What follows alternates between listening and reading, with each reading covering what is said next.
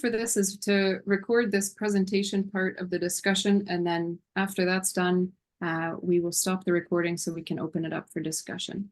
After the meeting, the recording will be shared to you with, along with these slides and a survey that you can fill out over the next week or so we can make sure we get your additional insights and input in.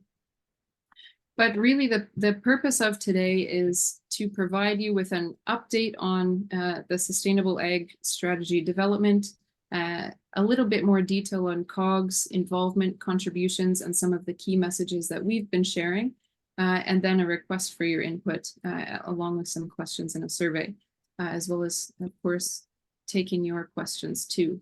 So I think depending on how much you've been paying attention to this process, the federal SAS development, this may all be a recap for you, but for some others, it may be new information.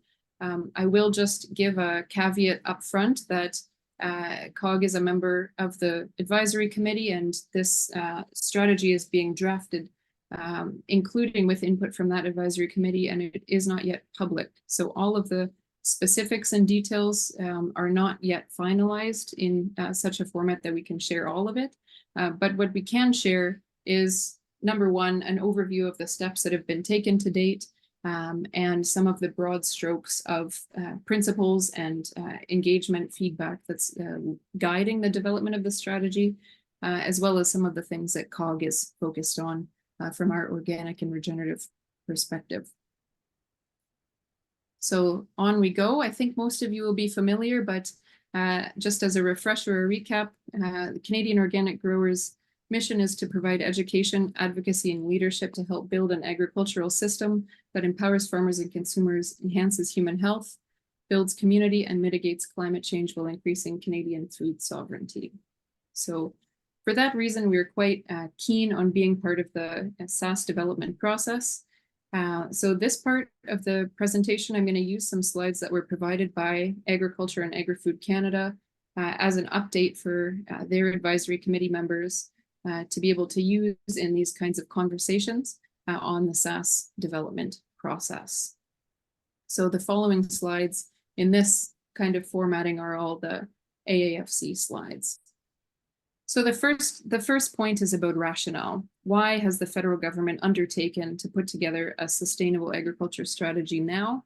I think it's clear that we are at a moment where Canada and also the globe are facing unprecedented challenges, and this applies to food production and distribution, and the need to balance the different factors of environment, economics, and social outcomes. So I guess what we may call, in other terms, the three legs of the regenerative stool, or environment, economy, and social outcomes.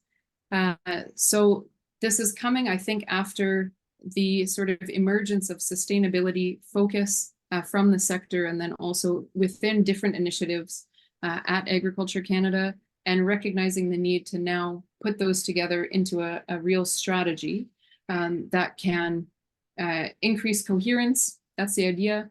And then also allow Agriculture Canada to plan a bit further out. So it's meant to be a forward-looking strategy and one that can help with long-term planning to deal with not only the challenges we're having already, but those that we anticipate will continue to increase. So as they say, now is the time to build on past and current successes and to work together to address ongoing climate and environment challenges. So the challenge that the strategy is trying to respond to is producing healthy food for consumers at home and abroad, ensuring a secure livelihood for farmers, and keeping our agriculture sector competitive in an environmentally sustainable manner. The Sustainable Ag Strategy will, as I said, set a direction that goes out into the long term. So this strategy, AAFC is looking at it covering to the period of 2050. So for all of us here thinking about what things are going to look like in 2050, it's very important that we be part of this conversation and make sure that we're setting realistic and ambitious and practical steps to get there.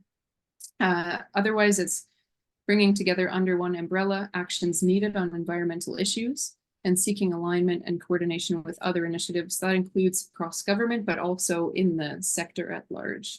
So this is one of those whole of government approaches that they're seeing as needed here, which I think is a positive.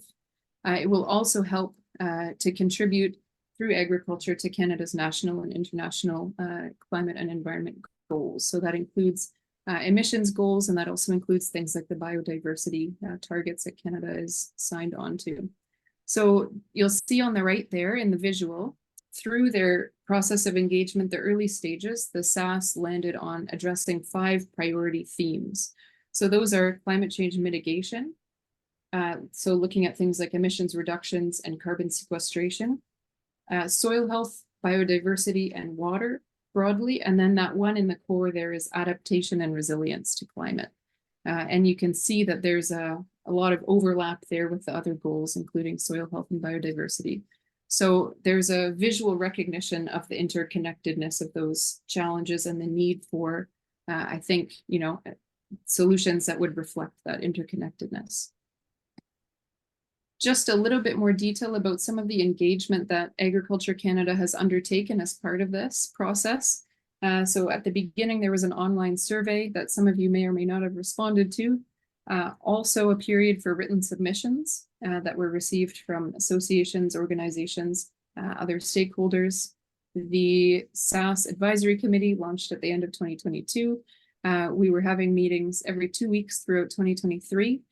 Before I came on board, we were represented by Gillian Flies, a board member of COG, on that table. There's also been a special engagement process with Indigenous people that has been self-led and done in partnership with the Manitoba Métis Federation, which is itself an advisory committee member. There's also been engagement with provinces and territories, and then a number of different engagement sessions, including with producers, other stakeholders, and then also with some of these government industry engagement tables. So that includes the Sustainability Engagement Table, the Agricultural Youth Council, and the Canadian Food Policy Advisory Council.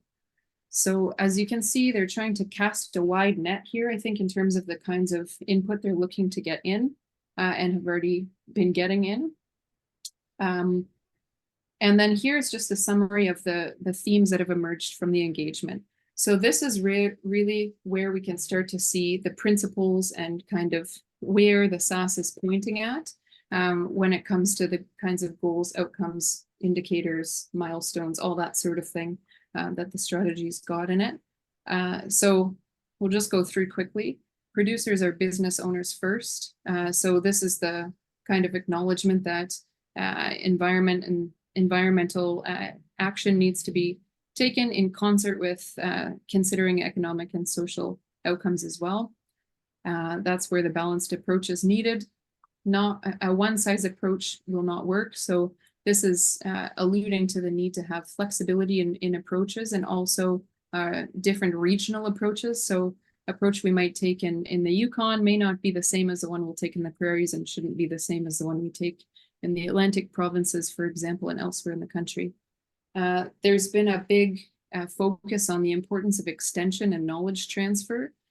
So when it comes to scaling up the adoption of different management practices, different management systems, there's a recognition from across the board that that's an area that we need a lot more knowledge, research, extension coming through, and skilled agronomy support that can help to support that shift.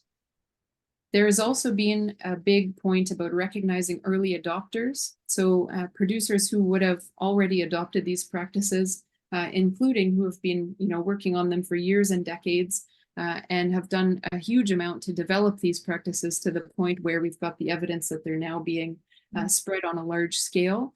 And there's often a challenge of, well, the ones who put them in place at first are not now receiving some of the cost share or incentive support that encourages new adoption of the practices. So I think that a lot of organic producers fit into that early adopter category, a lot of regenerative producers. And so there's a push for what can we do to recognize the impacts of early adopters and to be able to support them to maintain and continue to innovate and improve those practices. Finally, a key theme is the importance of data challenges. So, there was a lot of feedback that we have an incomplete data picture to be able to set, very detailed kind of path forward and also track it. This applies at the national level for reporting. It applies at the aggregate level to assess progress, and it also applies down to the granular farm level, or perhaps up to the granular farm level, so that producers have the tools and information they need to make decisions. So while we may not get into all of the ins and outs today, I think that it's safe to say that this sort of set of key themes is guiding the development of the strategy and where it's focusing. I think it's also worth mentioning at this point, it's a strategy that's focused on production level rather than the whole supply chain or sort of across the food system. Agriculture Canada is looking at things like the food policy for Canada with a number of related things that fit under there. But it's sort of how can we drive environmental improvement on the farm, but with the recognition of course, supply chain constraints and ways that shape what happens on the farm. So I think that that's part of the understanding and part of the framing. So just a bit more on the advisory committee. Following the period of public comment, there was a desire, I think, for more of an ongoing engagement with different sector stakeholders. So there was a committee struck, including 23 members that are sort of representing a cross-section of the agricultural sector. The mandate is ongoing until June 2024, at which point we'll be looking at the draft strategy next month. So a reason why we're having this meeting here today, to bring everyone up to speed, and we'll be providing some comment on it at that point. So also, in addition to the main advisory committee, there's been a number of sub-working groups created. So in the early stages, there were these groups that were set to look at building out indicators around each of the different focus areas. There was also a specific group set up to look at emissions from fertilizer. There's been a more recent group set up, that's the Data Strategy Working Group, to try to answer some of those questions about data issues that we just saw on the last slide. And COG is also sitting as a member of that sub-working group. I think one of our goals there is the importance from the organic sector perspective of organic specific data and having enough data in the organic sector to be able to track progress and also to grow.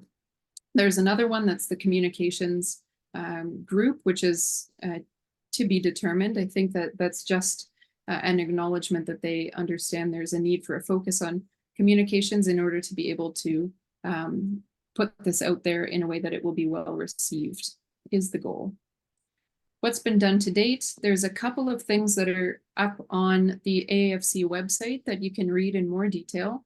So just to point you towards what those are, the first is a discussion document that was put out at the end of 2022.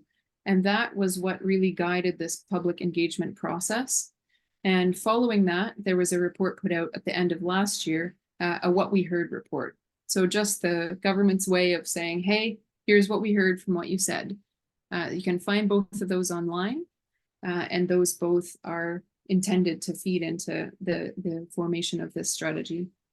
Other than that, what's been done since then is the crafting of vision statement, principles, goals, outcomes, pathways, and supporting measures. So broadly, and as you can see at the bottom there, that creates the framework, which is not made public, but then what is made public is the strategy that's drafted from the framework. And so I think we've got some timing on that all a little bit later in the slides here.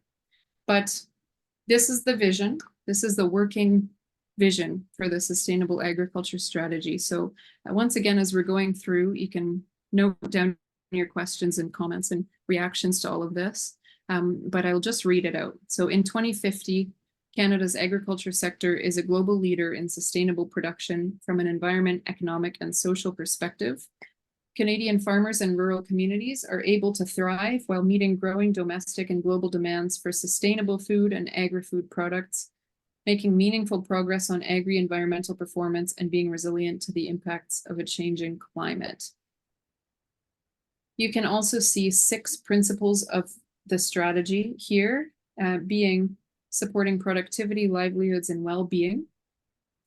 So that's sort of the economic and social lens. Forward thinking, so this is about setting goals, setting long-term goals, building on what's already been done and trying to improve that. So taking a bit more of a strategic approach, maybe than what's been done up till now. Respecting regionality and diversity in across the sector. Being integrated and collaborative. So this is about trying to bring policy coherence. So it's, you know, how does this strategy feed into other commitments and policies and strategies? How do those feed into this one? Inclusive. So there's a particular focus on reconciliation and sort of distinctions-based measures for Indigenous production and food systems. This is also applying to diversity in terms of operation size. So small farms, medium farms, large farms, where you are in the country, age groups, looking at trying to get new entrants into the farming sector, what supports are needed there, and then also providing supports to people with social and cultural backgrounds in their total diversity, and also support for underserved producers to be able to make sure they can take advantage of this, of what's coming through the SAS. Finally, evidence-based. So what goes in the strategy should be based on evidence. And on that same coin, the other side of it is that the strategy should promote research and innovation itself. It also has a point there about recognizing Indigenous knowledge as an important and legitimate contributor. So finally, I think for the AAFC slides is next steps and timing. So the advisory committee goes on to June 2024. At this point, public release is targeted for later this year, without a specific date on it, because there are a number of steps that it will need to pass through. The advisory committee sub-working groups continue to meet and inform the SAS. This includes in particular the data strategy working group, because there's a recognition that that's a big focus and big undertaking, and is likely going to be a working group and focus that outlasts the actual advisory committee itself, to make sure that everything gets up and running there. Otherwise, ongoing engagement with partners, and then longer term review, since they're considering this, as you call, an evergreen document. So that's that for AAFC's slides. And just to move a little bit into now, giving you more detail, I think, through summarizing a little bit of what came back in the What We Heard report. So this is when it comes to specific actions that would be needed to advance sustainability in the agriculture sector. So those are financial incentives to increase uptake of practices and technology, direct and indirect. Market-based approaches. So I think that you could say organic is a good example of that as a market-based system. Knowledge transfer and extension. Connections across the supply chain. So that's that recognition that supply chains shape what goes on at the farm level. Indigenous food systems, research and technology, regulatory approaches, and broader longer-term approaches or sort of transformative changes. The regulatory approaches, I think what I'll say there is that in the What We Heard report, there's highlighting of the fact that they heard that people prefer incentives over regulatory solutions. But there is also a recognition that you need both. A little bit about COG's input. What have we done so far? And what would we still like to do? Of course, as you know, we're a member of the advisory committee. We worked with our partners at the Canada Organic Trade Association and the Organic Federation of Canada, together operating as the COA, or the Canadian Organic Alliance, to put in a public submission early last year during that engagement process that you can find on our website. And we've also undertaken to conduct an organic task force. So this is a research project that's looking at identifying the environmental and economic impacts of organic production in Canada, based on mostly literature review style research of pulling together what we have, and then doing some analysis in terms of emissions and looking at economics. So what would cost to government and producers be to scale up organic production, and what impact would that have on the kinds of outcomes that you can see in the SAS?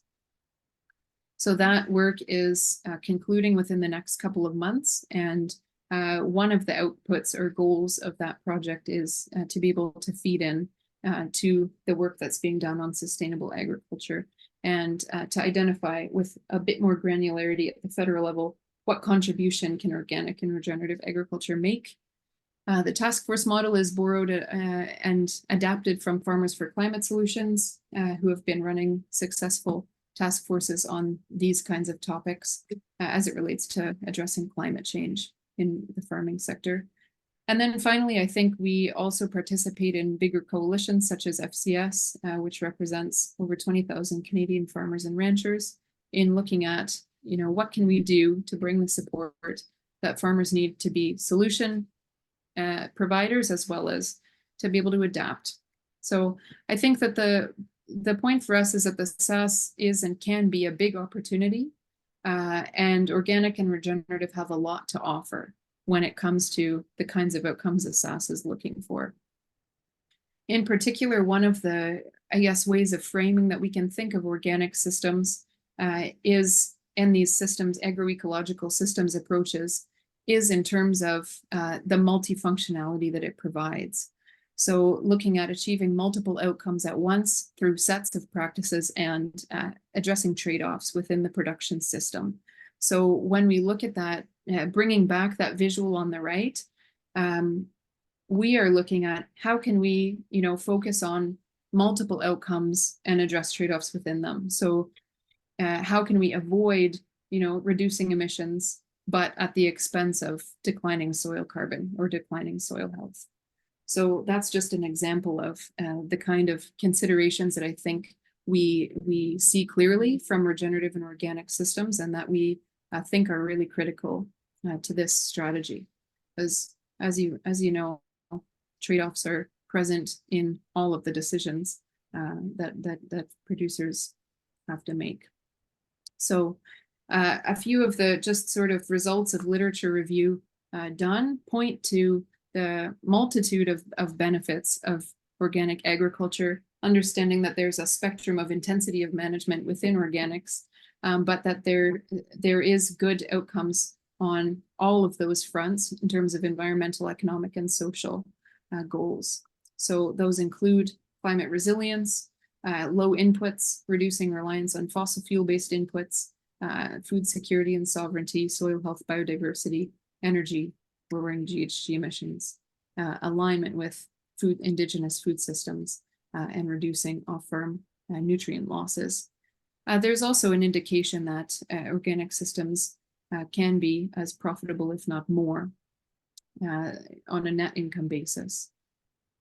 And so these are some of the, these are just some of the points we're bringing forward to be able to connect. Okay, we know that organics has a lot to offer, and making sure we can connect that to the outcomes the strategy is looking for. Once again, sorry about all the words here. You'll get all of this afterwards as a guide to help you through some of the input we're looking for. So just a few key messages that we have been raising and that we're looking for are around, this is a federal strategy. This is a federal long-term strategy for a very diverse sector that must include multiple and diverse pathways and strategies, and that includes organics. And organic and regenerative can coexist and be complementary to the rest of the strategy. And all of this is pointing towards the outcomes that we really need and want to see. Organics is a solutions provider for targets including climate, biodiversity, and competitiveness. And organic producers can be leaders, or as some like to call it, the sort of backbenchers in leading towards some of these outcomes as early adopters and as innovators. So as some have said, of course, these ecological practices are not confined to organic systems, but oftentimes organic systems can't do without them. So it's that kind of, forcing innovation, including all of these practices you see here that are adopted widely across the sector to deal with some tricky challenges. And that's what makes organic an ideal venue for research on the impacts of stacked or multiple practices. We also, I think, put it forward as a third-party verified standard and system that's got some incentives built into it that can help with the maintenance of practices at the end of the day, because we don't just want to see uptake of practices, we want to see them maintained and built upon. We've also got in Canada a growing organic market to which production is not keeping up with. And so there's definitely an opportunity there to meet our local demand with locally produced food. And there's a need to take a food systems approach. So this is looking at, broader things, reducing food waste, regenerating at the landscape level, and so on and so forth. So I think we can sum it up broadly. I know this is quite sort of high level, you can call it, but we're looking at recognizing the contribution of organic and regenerative to these goals, while making sure that, recognizing and incentivizing this can keep the cost of healthy organic food manageable and make sure that people have access to it. Incentivizing, so this has to do with supporting the transition into organic and regenerative, where we know there's a particular period of heightened risk and where incentives are especially needed, but then also support to improve practices that way. And then innovation, so this is covering research and extension. So we've just sort of grouped for your, for your own understanding, what we'd like to see for organic into those various buckets. And now we want to just have a discussion with you and hear, first of all, your questions on what we've shared, and then hear your thoughts on some of these questions, which I'll go back to, and maybe we could copy and paste them into the chat as we're working through here. But to have some time and just open it up now for discussion. Some questions I think are specific to producers, but we've also got people from across the value chain and sector here too. So we want to hear all perspectives, and I'll just come back to the slide in a second. We've set up a survey so that you can put your thoughts and more insights into this over the next week. So we're looking for feedback by next Friday, June the 7th on this survey. This will give us time to put everything together and go the following week for the SAS meeting where we are expected to be looking at the strategy. So that's why the timing there. My email is there if you have questions, or if you'd rather set up a short meeting and we can just talk through it verbally, then I'm also happy to do that if that's how you prefer to give the input. And then I think finally, it's just a call out to say, please help us advocate for a SAS and a strong and ambitious sustainable agriculture strategy. So if, let your representatives know that you want to see that and you want to see it resourced and supported, and that you also want to see organic and regenerative in it. I think the more that our elected officials are hearing from us as well, the better chances we have of having attention and success on this strategy. So please go ahead and capture that in the QR code, or you'll get it after this meeting. And we'll just say thank you for listening. Tried to keep it not too long there, but there's still enough to go through. Anyhow, let me just go back to these questions. So the kinds of input we're looking for are really about, for you, what resonates with you in the SAS and what has come up so far and what you've heard. What maybe doesn't work for you as much, or what would you change or add? What would be some of the best outcomes of having this strategy? Why do we need it? What can it aim to achieve in those various different areas? And then specific to, I think the focus of this group broadly is what is most needed to support the growth of organic and regenerative in Canada. What issues are you facing with current policies and programs, and how could something like the SAS come in and help to address those? And then a sort of messaging question: what are the strongest messages for policy support for organic that you use or you've come across? And how can that help us to strengthen our collective messaging? And then anything else that you'd like to share. So with that, let me stop recording.